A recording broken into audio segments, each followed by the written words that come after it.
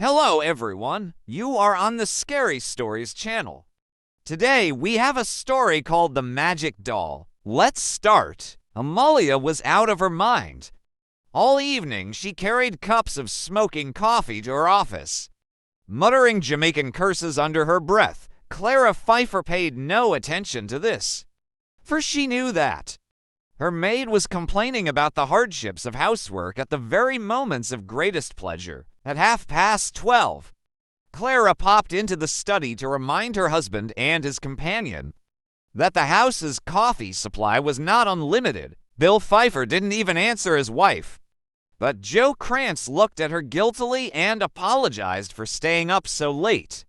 Mrs. Pfeiffer waved her hands without listening. She had grown accustomed to these late-night vigils, which had been a regular occurrence since their children's toy company had been founded.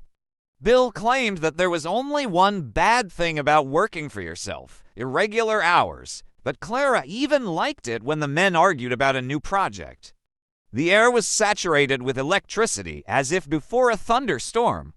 In those boring days when Bill made his living as a salesman at Detsky Mir, there was no such thing. Moreover, the company was prospering, as was easy to see by looking in the clarinet cabinet. Smiling, Clara hurried up the stairs to look at Peppa's sweet face. Meanwhile, in Joe Krantz's office, he was not smiling at all, but shaking his head stubbornly. "It's all fantasy," he said sternly. "Isn't it time to curb your imagination and come back to earth? I don't recognize you." Bill ruffled his soft hair with the heel of his hand.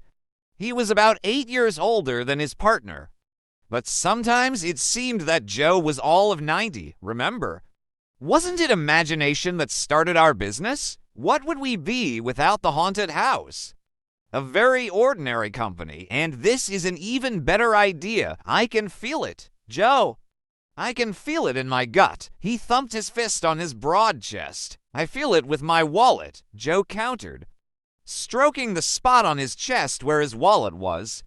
"All these fancy contraptions won't last long. We need something more solid.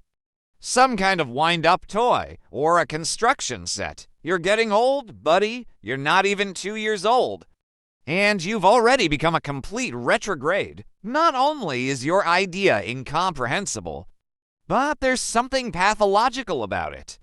Joe shook the sheet of paper on which Bill Pfeiffer had sketched a magic doll. "I can't believe I came up with that. I wonder what kind of idiots would buy it." "The same idiots who bought the haunted house," Bill replied patiently. "The same ones who spend $1 million a year on postcards with all kinds of black stuff on them. Besides, Joe, you're missing the point. It won't be a fake. I'm sure we wouldn't sell a dozen of them if we made them here on site. These will be real magic dolls from Haiti. Voodoo dolls. I thought your maid was from Jamaica. Amalia, she is from Jamaica, but she knows a lot about them. In Jamaica, these dolls are called obia, which is actually the same as wood-do. Joe huffed, borrowing ideas from the maids. "I think we've reached the end of the line. The idea was mine, though it was really Amalia's stories that prompted it."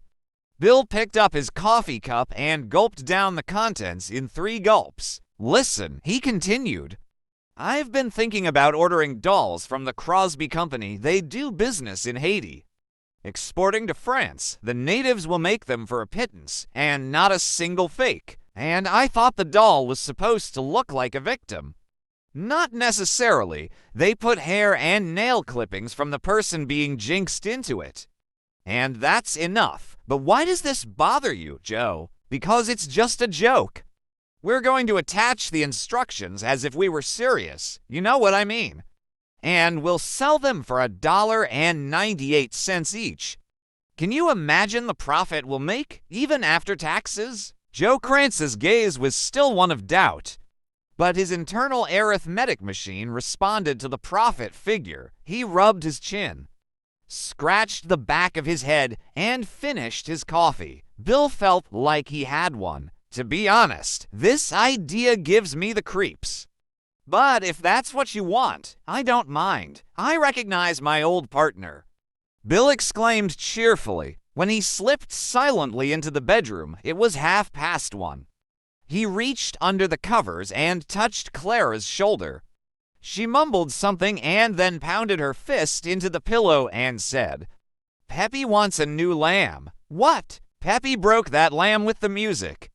She wants you to bring her a new one tomorrow." Bill smiled. "You can't get enough toys for this girl. She should work in our test department." "Did Joe spend the night or did he go home?" "He went home." "We should marry him," Clara suddenly said, hugging her pillow dreamily. "He's so lonely. Poor thing. I'll tell him about it. Otherwise, he doesn't realize how poor he is. He's making good money now. Why doesn't he marry Sally Stillwell? I don't know. Probably because she hasn't asked him to marry her yet. Well, it's all jokes and toys." Bill bit her earlobe. "This is for being such a sweetheart. And this is for finding Amalia." "What?" "Nothing," Bill said, hugging her. The next morning, Bill Pfeiffer caught Amalia in the kitchen and told her the whole story. Amalia shook her head and bugged her eyes with a look of exaggerated fright. But Bill knew he would get his way. "You will get her, Amalia," he demanded. "Tell your friend that I will pay no, $15 for this doll. My friend is a real wizard, Mr. Pfeiffer 25. Then, it's not about the money, sir. He's a strict man and doesn't like to be joked about. Tell your friend that I'm not going to put a jinx on anyone. I just want the doll. He'll believe you." Amalia giggled and Bill patted her on the plump shoulder. When he arrived at the office, Joe was already there, cheerful and upbeat. At first, Bill thought it was because of the favorable balance sheet. But the real reason soon became apparent. Joe, it turned out, did not go home right away, but went to Sally Stillwell's house and, unexpectedly for himself, proposed to her. Bill congratulated him, treated him to lunch, and called Clara to tell her the good news. She suddenly burst into tears. And Bill was once again convinced that women, and Clara in particular, are mysterious creatures. The day turned out to be a good one. Amalia brought the required sample from her mysterious friend. Bill literally jumped for joy. When Amalia handed him the carefully tied bundle, there was nothing special about the doll, but its sheer primitiveness was impressive. It was about 25 centimeters tall, made of dark blue cloth. The outlines of its face and hands outlined with rough stitches. There was something menacing about this rag doll, and Bill immediately realized that it was exactly what he needed. Of course, they would put a label on it, "Made in Haiti." To prove its authenticity, he began to think that $2 for such a doll was too cheap. At 9 o'clock, Joe Krantz came in and brought Sally with him.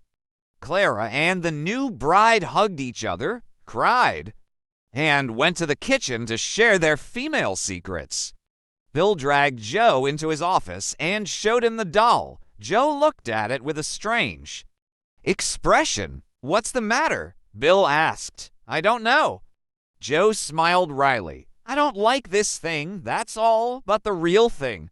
Whether it's real or not, it sends shivers down my spine."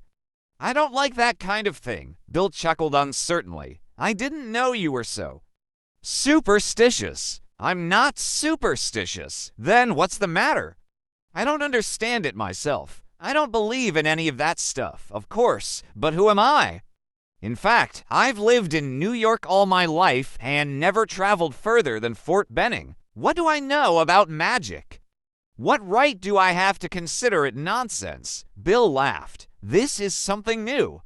I'm beginning to understand why you're not so keen on my idea. All right? Let's say I'm superstitious. Is that a crime?" No, I understand you perfectly well, Joe. And I don't intend to make fun of you. I'm not an expert in magic either. I think it's all nonsense, but when I accidentally spill salt, I throw a pinch over my left shoulder. As for the voodoo doll, do me a favor," Joe interrupted. "Even if it seems ridiculous to you, I'm listening. Let's try the damn doll. What? Let's try it right now. How do we test it? On me. I'll give you clippings of my nails and hair. And you put them in that damn doll, and we'll see what happens. Are you out of your mind? Suppose so. Joe frowned. But for my own peace of mind, for complete certainty, I have to test it on myself. With nails and hair, she'll be a real magic doll. All you have to do is stick a needle in her, if I don't feel any pain. We'll put her into production for a while. Bill stared at his partner in silence, trying to figure out if he was playing a trick on him. Joe's face was extremely serious. Bill shrugged his shoulders, walked over to a wall cabinet, took out a pair of miniature scissors, and handed them to his partner. Joe concentrated on trimming the nails on his left hand and cutting off a strand of his blonde hair, spinning the doll around in his hands. Bill opened the blue cloth on her chest and placed the hair and nail clippings inside. "It's done," he announced. "What's next? We need a needle." Bill dug in his locker but couldn't find the needle. He had to go to the kitchen, interrupt the women from their secret conversations, and ask his wife for the needle as they continued to talk. Clara pulled the needle out of her apron and handed it to Bill. He returned to the study where Joe was sitting in the chair. In the same position he had left him, Bill took the doll in his left hand. "Where do I stab it?" he asked with mock joviality. "In the leg. I'm begging you, please, slowly." "I'm scared to think about it." Bill picked up the needle, brought it very slowly to the doll, and lightly touched the tip of the rag leg. Joe made a sharp movement. "Does it hurt?" Bill exhaled. Joe rubbed his right leg. "No," he said, furrowing his brow strangely enough. "I didn't feel anything." Bill breathed a sigh of relief and laughed, and I was beginning to think, let's try it again. "This time we'll do it right." Bill obeyed, watching his companion's expression. When he saw that Joe didn't react, he took the plunge and poked the doll hard in the right shoulder. There was no reaction. Then he stabbed the rag torso all the way through. "My God," Joe said, "what idiots we are." And he laughed out loud. Bill joined him, and they laughed until the women, curious, came to the office to find out what had made the men so happy. The next day was Saturday, and although Clara had planned a bunch of chores for Bill, he spent the entire afternoon at his desk sketching out toy weapons. Eventually, Clara gave up on him and went shopping with Amalia. They returned 2 hours later, loaded with colorful bags. Sitting in his office, Bill listened with pleasure to the sounds coming from the kitchen. At 6 o'clock, Amalia came into the office and offered him coffee. He accepted with a smile. Then he called out to her, "Listen, Amalia, it seems that your friend is a great joker. How so, Mr. Pfeiffer?" Bill told her about the experiments he had conducted. But Amalia was not at all embarrassed. "You are a different matter," she said. "What do you mean, different? You're not the right person. Mr. Pfeiffer, that's all. Obia won't listen to you." "Why is that?" Bill was surprised. "I am an adult. Maybe that's why, too, Mr. Pfeiffer. The people she listens to must be. They mustn't. How do I put this? You're too," she wiggled her thick fingers helplessly, "smart. Or is it all about education? Anything is possible, Mr. Pfeiffer." Amalia sighed and headed for the door. "Shall I get you a cup or shall I get the coffee pot?" "Bring the coffee pot," Bill said cheerfully. "Mr. Krantz will be here in about 15 minutes. Then I'll bring 2 coffee pots," Amalia grumbled. And so it was. Joe showed up exactly a quarter of an hour later, much to Bill's delight. He was delighted with his sketches since childhood. Bill had adored military toys and was well versed in them. There were about 30 sketches in the packet, and Joe wanted to see them all, leaving him in the chair by the desk. With the steaming coffee pot on the floor, Bill went into the kitchen to see what Clara was doing. She was having some serious conversation with a maid. But when she saw Bill, she immediately left. Amalia told me about your magic doll. I saw it, but I didn't understand what it was. A magic doll? A voodoo doll? Bill smiled and kissed Clara on the cheek. By the way, where is she? I saw it in my office this morning. Did you touch it? It's not on the desk. You see, Peppy followed me around all morning. And when she saw the doll, she was completely delighted. What a curious girl. You bring her $30 toys and she goes crazy for a rag doll. We just waste money. She always breaks the good toys. Peppy, Bill whispered, you gave her a doll? What's the matter? She's been playing with it all day. What's the matter? Peppa has the doll. Bill repeated in a choked voice. He felt cold inside. He rushed to the study, but stopped in indecision at the door. Then he returned to the living room. Clara followed him.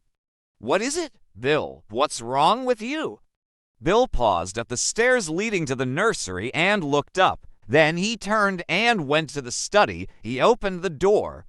Joe Krantz's hands were still clutching the sketches, and his body was still resting comfortably in the chair, and it was terrifying. But no less terrifying was the expression of concentrated attention on Joe's young face, whose head was lying on the carpet, almost at the door.